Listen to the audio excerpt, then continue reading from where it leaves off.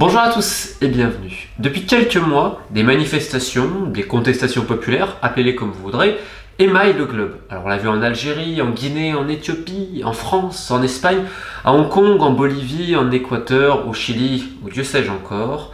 Ce mouvement ne perd pas en ampleur. Et évidemment, cela a un impact sur le football, qui est à mes yeux une magnifique porte d'entrée pour mieux comprendre et mieux appréhender un pays, tant au niveau culturel que social que politique. Alors aujourd'hui, on va parler de deux exemples, le Liban et l'Irak, embrasés depuis un peu plus d'un mois désormais, et les manifestations ne cessent absolument pas, que ce soit à Beyrouth ou à Bagdad. Alors avant toute chose, cette vidéo, j'ai pas encore choisi le titre exact, mais j'aurais pu parler de quantité d'exemples, et notamment le véritable impact que peut avoir le foot, notamment à travers ses supporters, dans des moments de contestation, notamment à travers l'Égypte. Mais là, c'est pas l'idée de la vidéo. En Algérie, on aurait pu faire la même chose, je l'ai déjà un peu évoqué. Là, on va vraiment se concentrer sur le Liban et l'Irak parce qu'on a deux exemples parfaits de continuité de ce que les gens peuvent reprocher à un gouvernement. Ils peuvent reprocher la même chose à la fédération qui est dirigée de la même manière. Et on va débuter justement par l'exemple libanais. Alors, depuis mi-octobre, des manifestations sévissent dans le pays, que ce soit dans tout le pays, notamment à Tripoli où elles sont très très joyeuses, on l'expliquera tout à l'heure. Donc en fait, à la base, il y a eu diverses mesures d'austérité, diverses taxes, etc. jusqu'à la fatidique, c'est-à-dire que le gouvernement a essayé de taxer WhatsApp.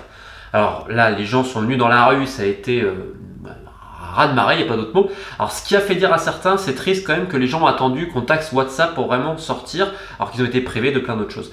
Alors je suis pas totalement d'accord avec ça, parce que WhatsApp c'est un élément fondamental de la vie de beaucoup de personnes, déjà dans mon boulot pour certains, et encore plus au Liban à cause de sa diaspora, forcément. Il y a plus de Libanais qui vivent en dehors du Liban qu'à l'intérieur. Donc imaginez pour les parents, imaginez votre père, votre mère, qui justement peut communiquer avec vous uniquement à travers WhatsApp quasiment, et on va lui taxer aussi ce droit-là. Déjà ils n'ont pas grand-chose, il y a des écarts de richesse absolument gargantuesques, une corruption endémique, donc toucher à WhatsApp c'était inique quelque part. Il leur reste déjà pas grand chose, faut pas non plus déconner.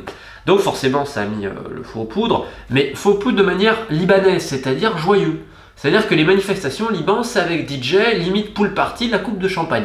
Donc ça a été à la libanaise, il n'y a pas d'autre mot, ça s'est vu dans tout le pays, ça a été très fort, il y a eu des marches, enfin bon, il y a vraiment de trucs incroyables.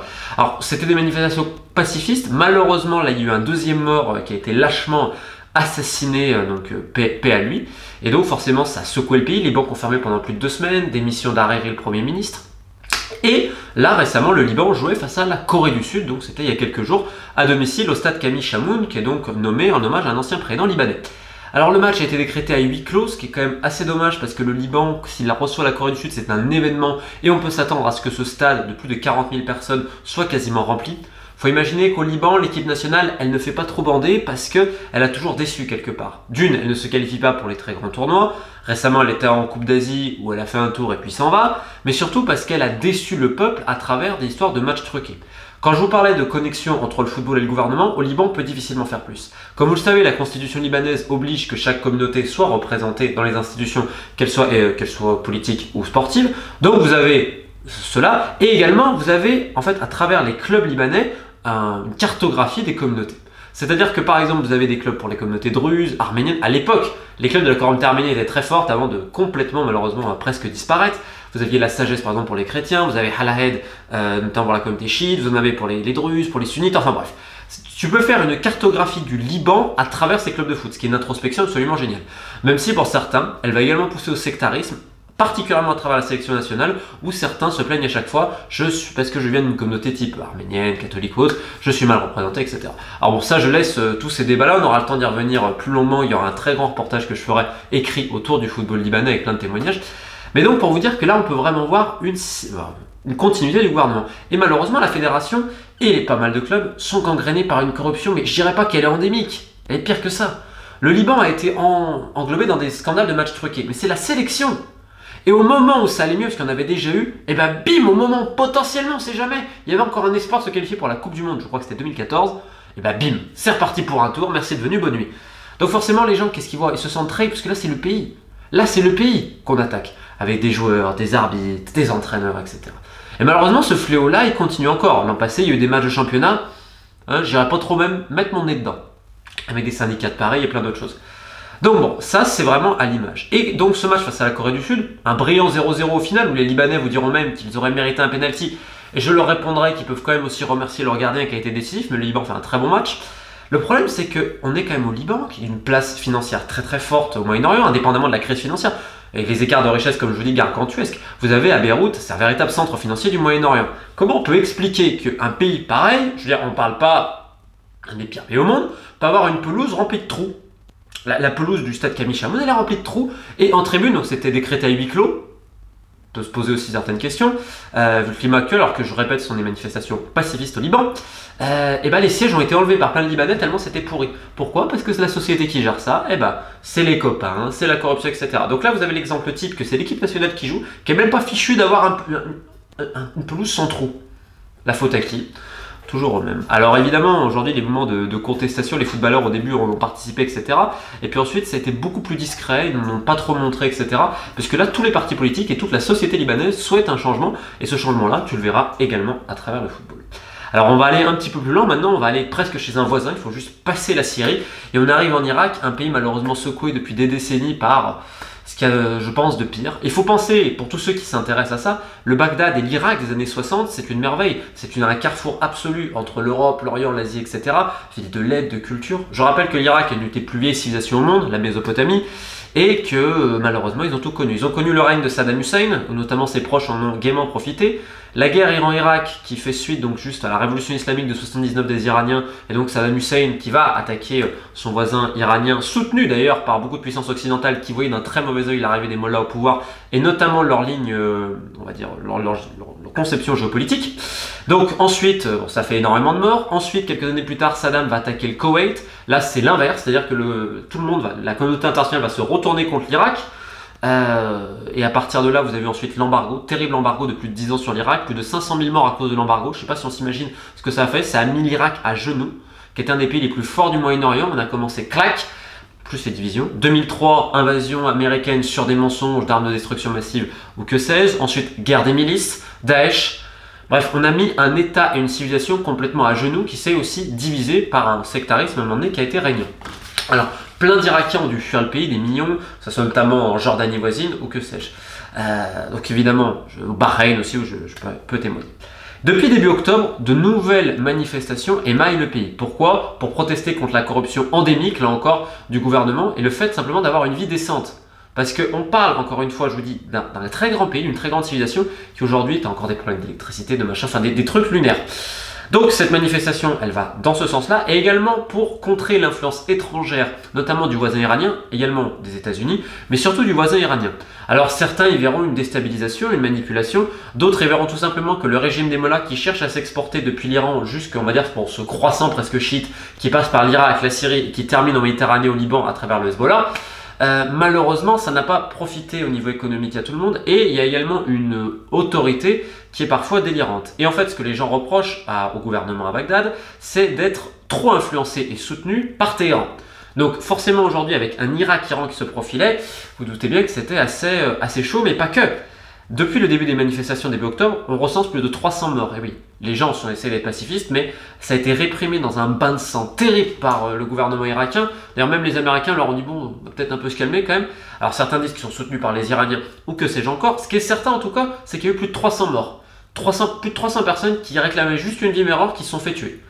Et c'est d'ailleurs ça qui a foutu le feu aux poudres, parce que comme d'habitude, quand ça commence de petites manifestations, mais qu'il y a autant de répression derrière, bah forcément le pays s'embrase. Donc arrive ce Irak-Iran en particulier. L'Irak en théorie aurait pu jouer à domicile, mais là pour raison de sécurité, la FIFA leur a dit non, vous ne pouvez pas, de nouveau. Donc ils ont choisi de se délocaliser en Jordanie, à Amman, où c'était rempli d'Irakiens qui vivent là depuis des années, depuis la guerre, notamment depuis la dernière décennie. Donc le stade était très rempli à Amman et forcément c'est un match particulier. D'ailleurs ce qui fait dire à certains que si la rencontre s'était disputée en Irak, ça aurait pu être assez chaud. Forcément c'est le derby particulier, c'est le derby des derbys du Moyen-Orient, Irak-Iran, qui, indépendamment de la guerre qu'il y a eu, il y a toujours eu un peu une rivalité, c'est les Perses contre les Arabes, c'est plein d'autres choses, de grandes civilisations. Et au niveau footballistique, ça représente quelque chose. Et à Tahrir Square, si vous voulez, Tahrir Square à Bagdad, c'est le carrefour central des manifestations. Je vous ai mis un lien dans la description, on parle, je pense, de plus de centaines de milliers de personnes qui étaient là, des manifestants, qui se sont arrêtés le temps d'un match de foot pour voir ça. Parce que l'Irak, c'est un pays de foot absolument exceptionnel. Et je pèse mes mots là-dedans. Mais vraiment, je pèse mes mots.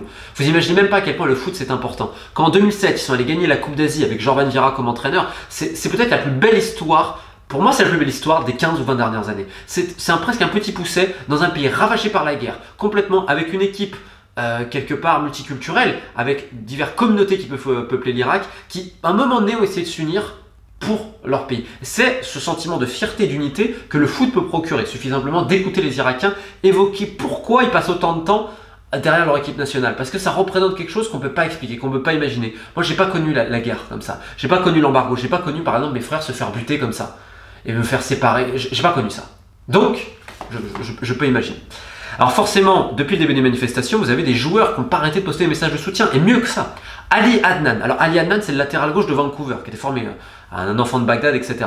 Donc sa saison de MLS finie, qu'est-ce qu'il a fait? Il est retourné en Irak pour participer aux manifestations. Vous savez, donc sur Tahrir Square, vous avez aussi des stands de bouffe, etc. Donc les gens qui font la bouffe et qui la donnent aux manifestants, etc. Parce qu'il y a une énorme pauvreté aussi en Irak. Et Ali Adnan, il était dans ces manifestants-là, ceux qui font à manger, ceux qui donnent à manger aux gens. Sauf qu'il a jamais essayé de médiatiser ça. Alors certains photoreporters l'ont pris en photo, on dit regardez, tiens, c'est Ali Adnan, qui avait déjà fait ce genre d'opération caritative il y a des années. Et ça, je trouve que c'est un geste absolument magnifique. Et quand je vous dis qu'il y a des connexions forcément entre les manifestations et le football, c'est que la fédération irakienne, à l'image de son gouvernement, elle est corrompue, mais jusqu'à la mort. Je vais vous donner juste un exemple. J'étais donc au Bahreïn pour Bahreïn-Irak. Donc j'étais avec les moins de 23, ensuite avec la sélection nationale, et plusieurs amis, donc des joueurs, etc.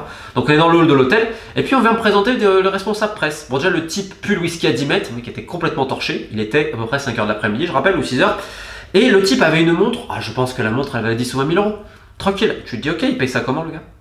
Et sachant que le problème en fédération irakienne, c'est qu'aussi il y a une préférence pour les joueurs locaux. Pourquoi? Parce qu'en fait, quand vous êtes un club et que vous avez des joueurs appelés aux dates FIFA, qui jouent des matchs internationaux, vous touchez des subventions de la FIFA. Donc des revenus là. Donc forcément, si t'appelles des mecs qui jouent à l'étranger, ça peut être compliqué. Et dans le même temps, il y en a qui ont la tendance à sectariser tout ça et à diviser pour mieux régner. C'est-à-dire que ceux qui ne sont pas vraiment irakiens, parce qu'il y aura des gens qui ne seraient pas vraiment irakiens, tu sais.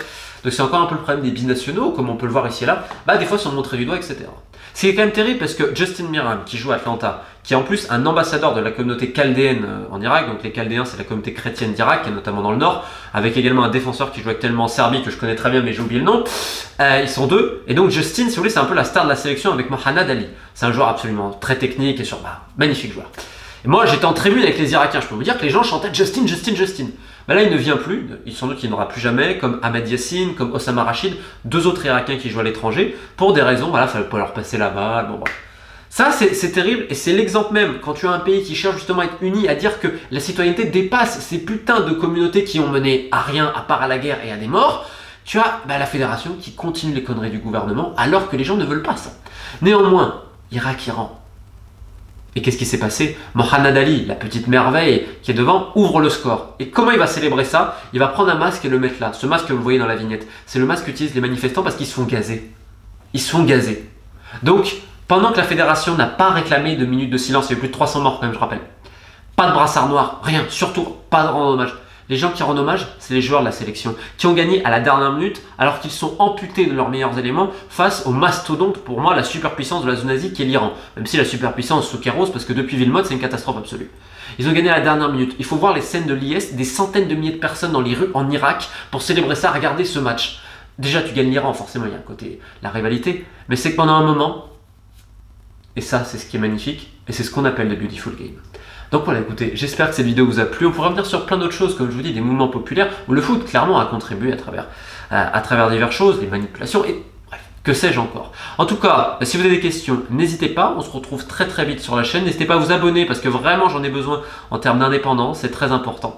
Donc voilà, écoutez, cette semaine, on aura d'autres termes, et notamment la guerre froide dans le golf à travers le foot. Ciao!